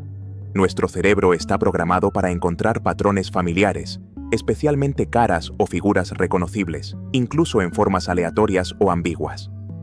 Lo experimentamos constantemente en la Tierra al ver formas en las nubes o rostros en las vetas de la madera. En un paisaje alienígena y desconocido como el de Marte, esta tendencia se magnifica. Rocas erosionadas por el viento durante millones de años pueden adoptar formas sorprendentemente evocadoras. La historia de la exploración marciana está llena de ejemplos famosos, desde el infame Rostro en Marte, fotografiado por la sonda Viking en 1976, que imágenes posteriores de mayor resolución revelaron ser una simple mesa erosionada, hasta innumerables objetos, fotografiados por los rovers Curiosity y Perseverance, que han sido interpretados por entusiastas como todo tipo de artefactos, desde huesos hasta estatuas o piezas de maquinaria. Era inevitable que las imágenes enviadas por Churong también fueran objeto de este escrutinio y especulación. Aunque la Administración Espacial Nacional China fue selectiva en la publicación de imágenes, algunas de las que se compartieron mostraban características que generaron debate. Se observaron rocas con formas cónicas o piramidales inusuales, que algunos interpretaron como artificiales, aunque son consistentes con la formación de ventifactos, rocas talladas por el viento cargado de arena desde múltiples direcciones. Otras imágenes mostraban rocas con capas o estratificaciones muy marcadas, que si bien son una evidencia importante de procesos sedimentarios o volcánicos pasados, a veces eran señaladas por su aparente regularidad. Se reportaron también observaciones de rocas con texturas superficiales peculiares o con lo que parecían ser protuberancias simétricas, despertando la curiosidad sobre su origen. La explicación científica para la inmensa mayoría, si no la totalidad, de estas formaciones inusuales reside en los procesos geológicos naturales que han operado en Marte durante miles de millones de años. El principal escultor del paisaje marciano actual es el viento.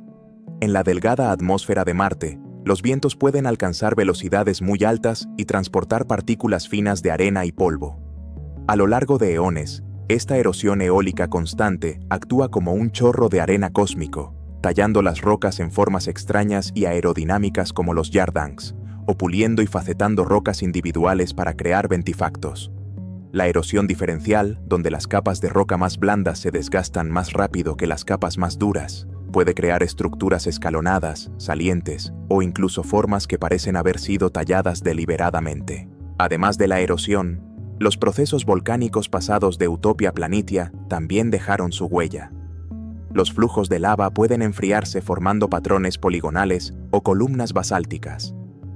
Las erupciones explosivas pueden depositar capas de ceniza y piedra pómez con texturas únicas, y la interacción pasada con el agua, como la deposición de sedimentos en un antiguo lago u océano, o la precipitación de minerales disueltos, también puede crear rocas estratificadas o con texturas cementadas inusuales.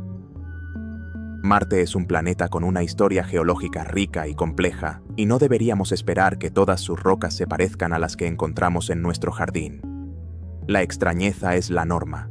Sin embargo, el contexto de la misión china, con su flujo de información controlado y a veces limitado, inevitablemente alimenta la especulación cuando aparecen estas imágenes intrigantes. A diferencia de la NASA, que a menudo publica grandes volúmenes de imágenes en bruto casi en tiempo real, permitiendo a científicos y aficionados de todo el mundo examinarlas en detalle, la CNSA tiende a publicar imágenes seleccionadas, a menudo después de un periodo de análisis interno. Esto significa que para muchas de estas formaciones rocosas inusuales, el público general solo tiene acceso a unas pocas imágenes, a veces de resolución limitada o sin información contextual detallada sobre la escala, la ubicación exacta o el análisis espectral que podría haberse realizado. Esta falta de datos completos y de acceso abierto dificulta la evaluación independiente y definitiva de estas características. Si bien la explicación geológica natural es abrumadoramente la más probable en todos los casos, la ausencia de información exhaustiva deja un pequeño resquicio para la duda y la especulación. La verdad prohibida, en este contexto, podría no ser que China haya encontrado evidencia de estructuras artificiales, sino que su política de comunicación, aunque comprensible desde una perspectiva nacional, involuntariamente fomenta el misterio. Al no compartir abiertamente todos los datos de manera inmediata, permiten que las interpretaciones más extraordinarias florezcan en el vacío de información. Si se publicaran análisis detallados y múltiples imágenes desde diferentes ángulos para cada roca inusual, la mayoría de estas especulaciones probablemente se disiparían rápidamente. Es esencial mantener una perspectiva científica rigurosa. formas extrañas no equivalen a artificialidad. La carga de la prueba para una afirmación tan extraordinaria como el descubrimiento de artefactos alienígenas requeriría una evidencia absolutamente inequívoca, como patrones geométricos complejos, materiales anómalos o signos claros de fabricación, nada de lo cual ha sido reportado ni remotamente por Zhurong ni por ninguna otra misión marciana. Las rocas inusuales fotografiadas por Zhurong son, casi con toda certeza, productos fascinantes de la geología marciana. No obstante, estas imágenes sirven como un recordatorio visual de cuánto nos queda por aprender sobre Marte. Cada roca extraña es una pregunta planteada por el planeta, una invitación a investigar más a fondo los procesos que han dado forma a su superficie, y subrayan la importancia de la exploración in situ, realizada por rovers como Zhurong. Mientras que los orbitadores nos dan la visión global, son los ojos cercanos de los rovers los que revelan la complejidad y la extrañeza del paisaje a escala humana. La verdad que Zhurong está descubriendo, incluso si es puramente geológica, es fundamental para entender la historia de Marte. Pero la forma en que esa verdad se comunica al mundo sigue siendo, en sí misma, parte del enigma. La exploración de Marte, como cualquier gran empresa científica llevada a cabo por naciones, no ocurre en un vacío político o cultural. Las decisiones sobre qué misiones se financian, qué objetivos se persiguen y, de manera crucial, cómo y cuándo se comparten los descubrimientos con el mundo, están inevitablemente influenciadas por consideraciones que van más allá de la ciencia pura. En el caso de la misión Tianwen-1 y el rover Zhurong, un elemento que ha contribuido significativamente a la atmósfera de misterio y especulación que rodea sus hallazgos es la política de comunicación adoptada por la Administración Espacial Nacional China, la CNSA. Este enfoque, caracterizado por un mayor control, una divulgación más selectiva y a menudo más lenta en comparación con agencias como la NASA, aunque consistente con las prácticas de otras ramas del gobierno chino, inevitablemente genera preguntas sobre qué información se está reteniendo y por qué. Para apreciar esta diferencia, consideremos el modus operandi de la NASA con sus misiones marcianas. La NASA opera bajo un mandato de relativa apertura y transparencia. Cuando sus rovers, como Curiosity o Perseverance, realizan un descubrimiento significativo o capturan una imagen intrigante, la información suele compartirse con el público y la comunidad científica internacional con bastante rapidez. A menudo, las imágenes en bruto tomadas por los rovers se publican en línea casi en tiempo real, permitiendo a científicos independientes, astrónomos aficionados y al público en general participar en el proceso de descubrimiento, escudriñando los datos en busca de anomalías o características interesantes. Los anuncios de descubrimientos científicos importantes suelen ir acompañados de conferencias de prensa detalladas y la publicación simultánea de artículos en revistas científicas revisadas por pares. Existe una cultura general de compartir los datos, entendiendo que la exploración espacial es, en última instancia, una empresa humana global. La CNSA, por otro lado, ha adoptado tradicionalmente un enfoque mucho más reservado y centralizado en la comunicación de sus éxitos y descubrimientos espaciales. Si bien anuncian los hitos clave de las misiones, como lanzamientos, inserciones orbitales o aterrizajes exitosos, la divulgación de los datos científicos detallados y las imágenes de alta resolución a menudo sigue un cronograma mucho más lento y selectivo. En el caso de Tianwen-1 y Zhurong, hemos visto este patrón en acción. Las noticias sobre el progreso del rover, sus análisis de rocas o los hallazgos del radar subterráneo a menudo se publican primero en medios estatales chinos o en revistas científicas chinas, a veces semanas o incluso meses después de que se hayan realizado las observaciones. Las imágenes que se comparten con el público internacional suelen ser cuidadosamente seleccionadas, procesadas y a menudo acompañadas de interpretaciones oficiales concisas. Rara vez se publican los conjuntos completos de datos en bruto de forma inmediata y accesible para el escrutinio independiente global, como suele hacer la NASA. Este flujo de información más controlado dificulta que la comunidad científica internacional pueda verificar de forma independiente los hallazgos, proponer interpretaciones alternativas o participar plenamente en el análisis de los descubrimientos en tiempo real. ¿Cuáles son las razones detrás de esta política de comunicación más restrictiva? Pueden ser múltiples y complejas. En parte, puede reflejar una cultura científica y gubernamental diferente.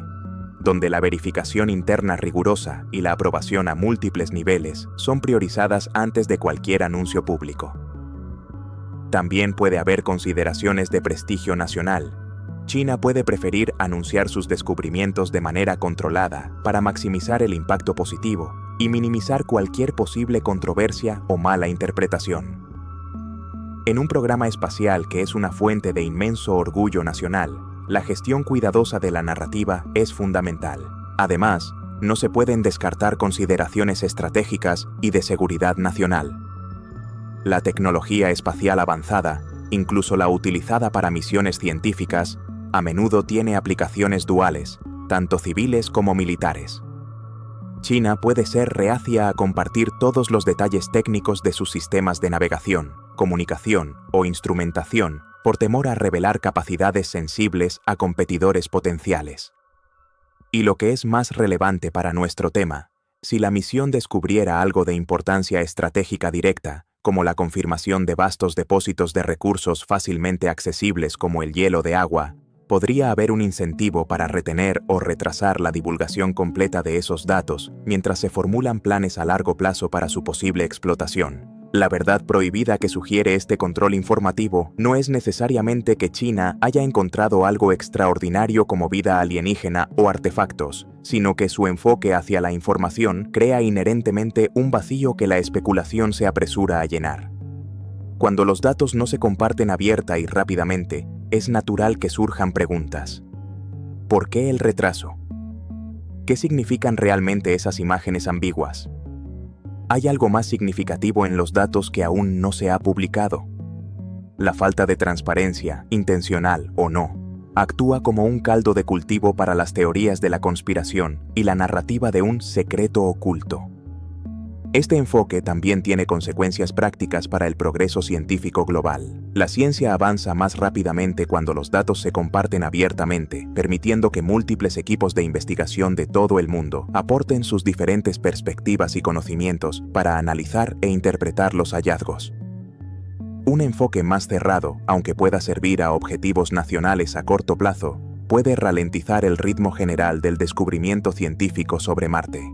Por lo tanto, al evaluar los descubrimientos de Tianwen-1 y Zhurong, debemos ser conscientes de este filtro informativo. Los hallazgos científicos publicados hasta la fecha son significativos y valiosos. Han confirmado la presencia de minerales hidratados, han revelado estructuras subterráneas intrigantes y han proporcionado nuevos datos sobre el entorno marciano. Pero también debemos reconocer que probablemente solo representan una fracción de la historia completa. La verdad prohibida podría residir no solo en lo que China ha anunciado, sino también en lo que aún no ha compartido, o en la interpretación estratégica que le están dando internamente a sus propios descubrimientos. La verdadera naturaleza de lo que China encontró en Utopia Planitia podría revelarse no a través de comunicados de prensa, sino a través de sus acciones futuras en el planeta rojo.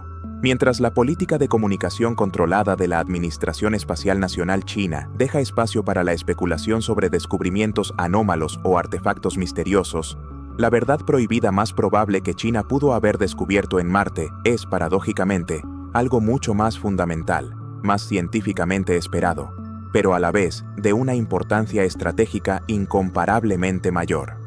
Esta verdad reside bajo la superficie de Utopia Planitia, oculta a las cámaras, pero revelada por las ondas penetrantes del radar de Zhurong. La evidencia más significativa recopilada por la misión Tianwen-1 podría ser la confirmación detallada y el mapeo de vastos depósitos de hielo de agua subterráneo, ubicados a profundidades relativamente someras y en latitudes mucho más accesibles que los casquetes polares. Un descubrimiento así no solo revolucionaría nuestra comprensión de la historia climática de Marte, sino que también señalaría a Utopia Planitia como el lugar predilecto para el establecimiento de la primera base humana autosuficiente en el planeta rojo. Sabemos desde hace décadas que Marte no es un mundo completamente seco. Las misiones orbitales, comenzando con Marte Odiseo y su espectrómetro de neutrones, revelaron la presencia de enormes cantidades de hidrógeno, un indicador indirecto de hielo de agua, enterrado justo bajo la superficie en las regiones de latitudes altas, cerca de los polos. La misión Phoenix Lander de la NASA confirmó directamente esta presencia en 2008 al excavar físicamente hielo brillante justo debajo de sus patas de aterrizaje cerca del Polo Norte marciano. Sin embargo, estas regiones polares, aunque ricas en hielo, son entornos extremadamente hostiles, con temperaturas gélidas, largas noches de oscuridad invernal y tormentas de polvo severas, lo que las hace poco ideales para una base humana a largo plazo. La gran pregunta, el santo grial de la búsqueda de recursos marcianos, siempre ha sido si existen depósitos significativos de hielo de agua a latitudes más bajas, en las regiones ecuatoriales o de latitudes medias, donde las temperaturas son más moderadas, la luz solar es más abundante y las condiciones son, en general, más favorables para la operación humana y robótica. Los datos orbitales han ofrecido pistas tentadoras. El radar SHARAD, a bordo del Mars Reconnaissance Orbiter de la NASA, ha detectado lo que parecen ser glaciares enterrados y capas de hielo masivas en latitudes medias, a menudo cubiertas por una capa protectora de polvo y escombros. Y Utopia Planitia, ubicada en las latitudes medias del norte, ha sido identificada como una de las regiones más prometedoras, con firmas de radar orbital consistentes con la presencia de hielo subterráneo extenso. Aquí es donde entra en juego el radar de penetración terrestre de Churong. A diferencia de los radares orbitales, que proporcionan una visión a gran escala, pero con una resolución limitada, un radar montado en un rover puede mapear la estructura del subsuelo con un detalle mucho mayor a escala local. Puede determinar con precisión la profundidad a la que se encuentran las diferentes capas, su espesor y, crucialmente, sus propiedades dieléctricas. Una medida de cómo interactúan con las ondas de radio. El hielo de agua tiene una firma dieléctrica muy distintiva, diferente a la de la roca basáltica seca o el regolito suelto. Por lo tanto, el GPR de Churong tenía la capacidad, teóricamente, no solo de detectar la presencia de hielo subterráneo, sino también de estimar su pureza y cuantificar su volumen en el área explorada. Los resultados científicos publicados hasta ahora por el equipo de Tianwen, uno sobre los datos del GPR, han sido cautelosos pero profundamente intrigantes. Han confirmado la detección de múltiples capas subterráneas a profundidades de hasta 80 metros bajo la superficie de Utopia Planitia. Han descrito una capa superior de regolito de unos 10 metros de espesor, seguida por capas que interpretan como posibles depósitos dejados por inundaciones o procesos sedimentarios antiguos, quizás relacionados con la hipótesis del océano primordial. Más significativamente, en un estudio publicado en 2023, reportaron evidencia de estructuras poligonales enterradas a unos 35 metros de profundidad, morfologías que, como mencionamos, son consistentes con la formación de cuñas de hielo en climas fríos. Aunque el equipo chino no ha anunciado de manera concluyente el descubrimiento de hielo masivo, la interpretación de estos datos, particularmente la presencia de capas con propiedades dieléctricas bajas, consistentes con hielo o mezclas de sedimento y hielo, y las morfologías periglaciales, apunta fuertemente en esa dirección. La verdad prohibida podría ser que China ya posee, a través de los datos detallados del GPR de Churong, un mapa tridimensional de alta resolución de los depósitos de hielo subterráneo en una vasta área de Utopia Planitia. Sabrían exactamente a qué profundidad se encuentra el hielo, cuál es su espesor y cuál es su probable extensión lateral. Un conocimiento de este tipo sería de un valor estratégico simplemente incalculable. Para cualquier futura misión humana a Marte, el acceso a agua local es el factor habilitante número 1. Transportar toda el agua necesaria desde la Tierra sería prohibitivamente caro y logísticamente una pesadilla. La capacidad de extraer agua directamente del subsuelo marciano para beber, producir oxígeno y fabricar combustible cambiaría radicalmente la ecuación, haciendo posible una presencia humana sostenible y a largo plazo. Una base situada directamente sobre un depósito masivo de hielo subterráneo fácilmente accesible tendría una ventaja operativa y económica abrumadora sobre cualquier otra ubicación. Si China ha confirmado que Utopia Planitia alberga precisamente ese recurso, en las cantidades y profundidades adecuadas, entonces no solo han realizado un descubrimiento científico fundamental, han identificado la ubicación principal para su futura base marciana. Su elección inicial de Utopia Planitia como lugar de aterrizaje, basada en sospechas orbitales, habría sido validada de la manera más espectacular posible por la verdad del terreno proporcionada por Churong. Esta información sería considerada, sin duda, un activo estratégico nacional de primer orden. Explicaría la cautela en la divulgación completa de los datos del GPR y la preferencia por publicar interpretaciones científicas revisadas por pares en lugar de datos en bruto. No se trataría necesariamente de ocultar el descubrimiento al mundo. La presencia de hielo subterráneo en Utopia Planitia ya se sospechaba ampliamente, sino de controlar la narrativa y, lo que es más importante, de ganar tiempo para consolidar su propia planificación y desarrollo tecnológico antes de que otras naciones puedan reaccionar plenamente a la confirmación detallada de la riqueza de esta región. La verdad prohibida, por lo tanto, podría ser menos sobre lo que China encontró y más sobre lo que saben ahora con un nivel de detalle que nadie más posee. Saben dónde está el agua en el mapa del tesoro marciano.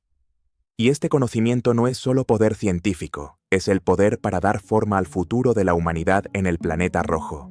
Es la base sobre la cual se construirán los próximos pasos de su ambiciosa estrategia a largo plazo. El posible descubrimiento y mapeo detallado de vastos depósitos de hielo de agua subterráneo, accesible en Utopia Planitia, por parte del rover Churong, no sería simplemente un hallazgo científico aislado. Sería la piedra angular sobre la cual China puede construir su ambiciosa estrategia a largo plazo para el planeta rojo. A diferencia de los ciclos de financiación fluctuantes y los cambios de dirección que a veces han afectado a otros programas espaciales, China ha demostrado una notable consistencia en la planificación y ejecución de sus objetivos cósmicos. Y su hoja de ruta para Marte, aunque menos publicitada que sus contrapartes occidentales, es clara, metódica y apunta inequívocamente hacia una presencia humana sostenible. La misión Tianwen-1 no fue un final, fue solo el principio. La confirmación de la viabilidad de recursos clave, como el agua en una región como Utopia Planitia, encaja perfectamente en la siguiente fase ya anunciada del programa marciano de China. La próxima gran misión en su agenda es Tianwen-3, programada tentativamente para su lanzamiento alrededor del año 2030. Y su objetivo es de una audacia que rivaliza con la propia Tianwen-1, realizar la primera misión de retorno de muestras de la historia desde Marte. Mientras que la NASA ha estado planificando una misión similar, Mars Sample Return, en colaboración con la Agencia Espacial Europea, este complejo proyecto ha enfrentado recientemente importantes sobrecostos y retrasos, dejando una ventana de oportunidad abierta. Tianwen-3, según los planes preliminares, implicaría una arquitectura de misión aún más compleja que Tianwen-1. Requeriría 2 lanzamientos separados. El primero enviaría un módulo de aterrizaje y un vehículo de ascenso a la superficie marciana. Este módulo de aterrizaje recolectaría muestras del suelo y las rocas, posiblemente utilizando un taladro o un brazo robótico similar al de Chang'e 5 en la Luna. Una vez recolectadas las muestras, el vehículo de ascenso despegaría desde la superficie de Marte, una hazaña nunca antes realizada, y entraría en órbita marciana. El segundo lanzamiento enviaría un orbitador y una cápsula de reentrada a Marte. El orbitador se encontraría y se acoplaría con el vehículo de ascenso en la órbita marciana, transferiría el contenedor de muestras a la cápsula de reentrada y luego emprendería el viaje de regreso a la Tierra para un aterrizaje final. Lograr traer muestras de Marte a la Tierra sería un hito científico de primera magnitud, permitiendo análisis en laboratorios terrestres con una sofisticación imposible de replicar con instrumentos robóticos in situ, pero también sería una demostración tecnológica crucial. Dominar el lanzamiento desde la superficie marciana y el encuentro orbital automatizado en Marte son pasos indispensables en el camino hacia las misiones tripuladas. La misión Tianwen-3 no es solo para traer rocas, es para probar la tecnología necesaria para traer personas de vuelta a casa. Y los descubrimientos de Churong en Utopia Planitia probablemente jugarán un papel clave en la planificación de Tianwen-3. Si han confirmado la presencia de hielo de agua subterráneo, la misión de retorno de muestras podría ser diseñada específicamente para recolectar muestras de este hielo o de las capas de sedimento asociadas. Traer hielo marciano a la Tierra permitiría analizar su composición detallada, su pureza, y evaluar directamente su potencial como recurso. Además, el conocimiento detallado del terreno y del subsuelo proporcionado por Churong permitiría seleccionar un lugar de aterrizaje para Tianwen-3 que sea a la vez científicamente interesante y seguro para la compleja operación de despegue. Más allá del retorno de muestras, los planes a largo plazo de China son aún más ambiciosos. Funcionarios de la CNSA y científicos afiliados al programa espacial han hablado abiertamente de establecer una base de investigación robótica permanente en Marte, como un paso previo a la llegada de los humanos. Esta base, probablemente construida de forma incremental a lo largo de varias misiones, serviría como un centro para la exploración a largo plazo, el análisis de recursos y el desarrollo de tecnologías de utilización de recursos in situ. La elección de la ubicación para esta base será fundamental, y la evidencia de agua accesible descubierta por Zhurong convertiría a Utopia Planitia en una candidata principal. Y el objetivo final, aunque quizás a una escala de tiempo de varias décadas, es una misión tripulada a Marte.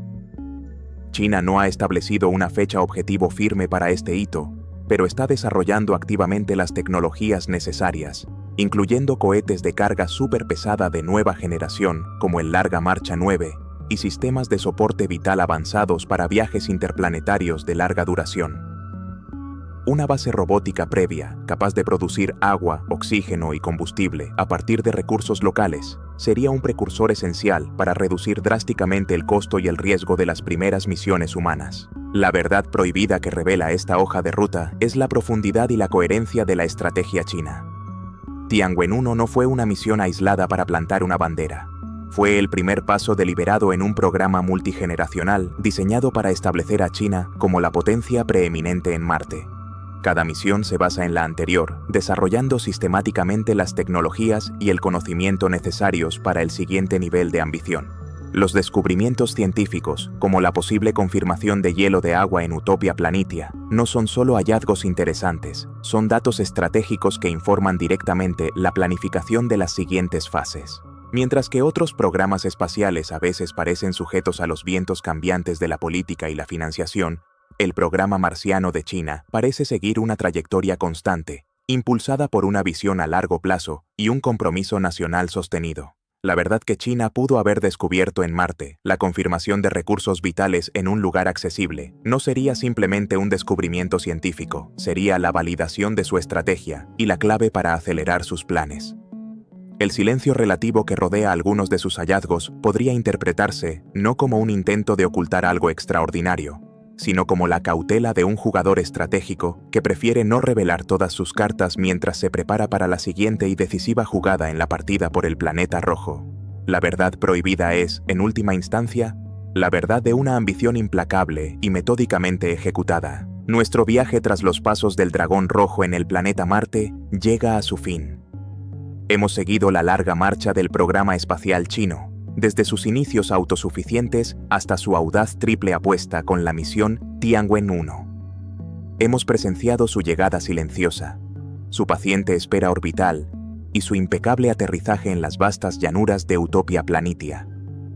Hemos acompañado al rover Zhurong en sus primeros pasos, analizando sus descubrimientos sobre la geología superficial, la evidencia de un pasado acuoso y, de manera crucial, las intrigantes señales provenientes de las profundidades invisibles captadas por su radar. Hemos reflexionado sobre el flujo controlado de información que rodea a la misión y cómo esto alimenta la especulación. Y hemos conectado estos hallazgos con la clara y ambiciosa hoja de ruta de China para el futuro de Marte. Es el momento de ensamblar todas las piezas y confrontar la pregunta central: ¿cuál es la verdad prohibida que China descubrió en Marte? La respuesta que emerge de nuestra investigación, al filtrar el ruido de la especulación extrema y centrarnos en la convergencia de la evidencia científica y la lógica estratégica, no es la de ruinas antiguas o señales de vida extraterrestre. Es una verdad mucho más terrenal, pero potencialmente mucho más impactante para el futuro geopolítico del siglo XXI. La verdad prohibida que China probablemente ha descubierto, o al menos confirmado con un nivel de detalle sin precedentes, es la viabilidad práctica y estratégica de establecer una presencia humana sostenible en Marte, basada en la identificación y el mapeo detallado de recursos clave, principalmente hielo de agua subterráneo accesible, en una ubicación geográficamente favorable como Utopia Planitia. Este descubrimiento no es prohibido, en el sentido de que sea inherentemente secreto o desconocido para la ciencia en general. La posibilidad de hielo subterráneo en Utopia Planitia era una hipótesis bien establecida. Lo que lo convierte en una verdad prohibida, en el contexto de nuestro título, es su inmenso valor estratégico y la forma reservada en que China ha manejado la divulgación de los datos que podrían confirmarlo de manera definitiva. No se trata de ocultar un artefacto alienígena. Se trata de controlar información crucial que otorga una ventaja significativa en la nueva carrera hacia la colonización del planeta rojo. Hemos visto cómo los instrumentos de Churong, desde su espectrómetro hasta su radar, han recopilado múltiples líneas de evidencia que apuntan a un pasado acuoso significativo en Utopia Planitia, posiblemente más reciente o extenso de lo esperado. Hemos visto cómo su radar ha revelado estructuras subterráneas complejas, incluyendo capas que son consistentes con la presencia de hielo o sedimentos ricos en hielo a profundidades relativamente someras. Si bien la interpretación final de estos datos requiere un análisis continuo y, idealmente, la confirmación mediante futuras misiones de perforación o retorno de muestras, es muy probable que el equipo científico chino ya posea una comprensión mucho más detallada de la distribución y accesibilidad de estos recursos hídricos de la que se ha compartido públicamente. Este conocimiento es poder. No es solo poder científico para entender la historia de Marte, es poder práctico para planificar el futuro. Saber exactamente dónde se encuentra el hielo de agua más accesible, a qué profundidad y en qué concentración, permite a China optimizar la selección de sitios para sus futuras misiones robóticas y tripuladas. Les permite diseñar la tecnología de extracción y procesamiento de recursos, ISRU, de manera más eficiente. Les da una ventaja competitiva fundamental sobre otras naciones o agencias espaciales que aún dependen de datos orbitales de menor resolución o de exploraciones en otras regiones potencialmente menos ricas en recursos accesibles. La verdad prohibida es que China podría haber encontrado y mapeado silenciosamente el pozo de agua más valioso del oasis marciano. Y en la dura economía de la exploración espacial, quien controla el agua, controla el futuro. Este descubrimiento no solo valida la elección estratégica de Utopia Planitia como lugar de aterrizaje, sino que también proporciona la justificación y la hoja de ruta para las siguientes fases de su programa. La misión de retorno de muestras Tianwen 3, diseñada para traer pruebas físicas de estos recursos, y la eventual construcción de la base de investigación robótica, y finalmente, tripulada. El control informativo ejercido por la CNSA cobra sentido bajo esta luz. No se trata necesariamente de ocultar algo extraño, sino de proteger una ventaja estratégica. Al divulgar los datos de manera gradual y selectiva, China puede mantener el control de la narrativa, maximizar el impacto de sus anuncios y, crucialmente, ganar tiempo para desarrollar las tecnologías y las capacidades necesarias para capitalizar su conocimiento antes que sus competidores. Es una estrategia de ajedrez cósmico, donde cada pieza se mueve con deliberación y previsión. Por lo tanto, la misión Tianwen-1 no debe ser vista como un simple evento científico aislado. Fue una misión de reconocimiento estratégico disfrazada de exploración científica. Fue el equivalente interplanetario de enviar exploradores a un nuevo continente para encontrar los mejores puertos, las fuentes de agua dulce y los depósitos minerales más ricos antes de lanzar la empresa de colonización a gran escala. Y todo indica que esos exploradores tuvieron éxito. La verdad prohibida final es sobre el cambio en el equilibrio de poder. Durante décadas, la exploración de Marte fue dominada casi exclusivamente por Estados Unidos. Tianwen-1 rompió ese monopolio de manera decisiva, pero su verdadero impacto podría ser aún mayor. Si China ha asegurado el conocimiento clave sobre los recursos más vitales de Marte, no solo se ha unido al Club de las Naciones Marcianas, sino que se ha posicionado para liderarlo en las próximas décadas. El futuro de Marte, y quizás una parte significativa del futuro económico y tecnológico de la Tierra, podría estar escribiéndose ahora mismo, en silencio, en los laboratorios que analizan los datos enviados por Churong desde las llanuras rojas de Utopia Planitia. El secreto no es lo que encontraron, sino lo que ese descubrimiento les permite hacer a continuación. Y esa es una verdad cuyas consecuencias apenas comenzamos a comprender.